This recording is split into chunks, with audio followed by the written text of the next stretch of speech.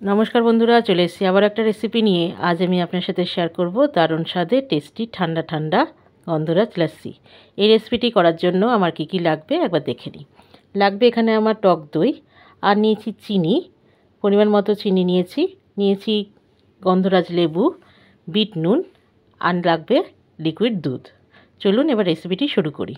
প্রথমে একটা পাত্র নিয়েছি, তাতে আমি দিয়ে দেব টক দই। টক দই দিয়ে দিলাম। এখানে 500 গ্রাম মতো টক দই আছে। দিয়ে দেবো পরিমাণ মতো চিনি। মিষ্টিটা যে যেরকম খান সেরকম দিলেই হবে। দিয়ে দিচ্ছি হাফ চামচ বিট নুন। এবার সব কিছু একটা উইক্সের সাহায্যে আমি একটু মিক্সড করে নেব।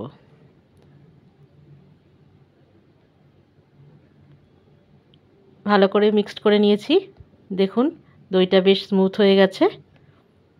এখন এটাতে দিয়ে দেবো আমি লিকুইড দুধ।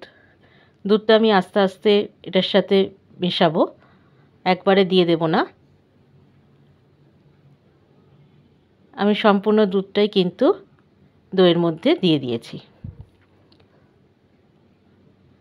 এবার দেখুন গন্ধরাজ লেবুর যে জেসটা আছে সেটা আমি একটা গ্রেটারের সাহায্যে গ্রেট করে নিচ্ছি। দারুণ সুন্দর গন্ধ বেরোচ্ছে বন্ধুরা। একবার এইভাবে আপনারা বাড়িতে করে দেখবেন, এটা কিন্তু খেতে অসাধারণ লাগে।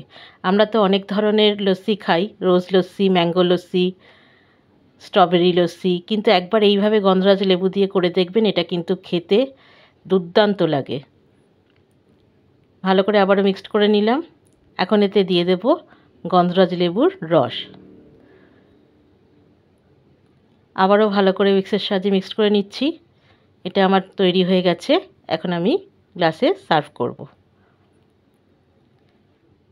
আপনারা চাইলে এখানে বরফ ইউজ করতে পারেন, কিন্তু যেহেতু দই এবং দুধ দুটোই আমার ঠান্ডা ছিল, তাই জন্য আমি কিন্তু আর বরফ দিলাম না।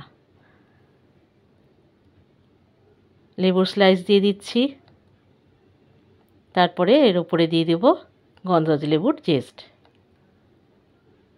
তৈরি হয়ে গেল আমার দারুণ স্বাদের ঠান্ডা ঠান্ডা গন্ধরাজ লস্যি। দেখুন তো কি সুন্দর লাগছে দেখতে।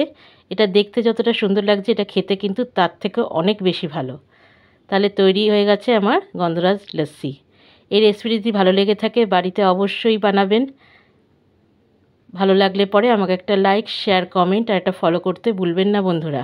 ভালো থাকবেন, সুস্থ থাকবেন। দেখা হচ্ছে পরের একটা ভিডিওয়। ততক্ষণের জন্য ধন্যবাদ।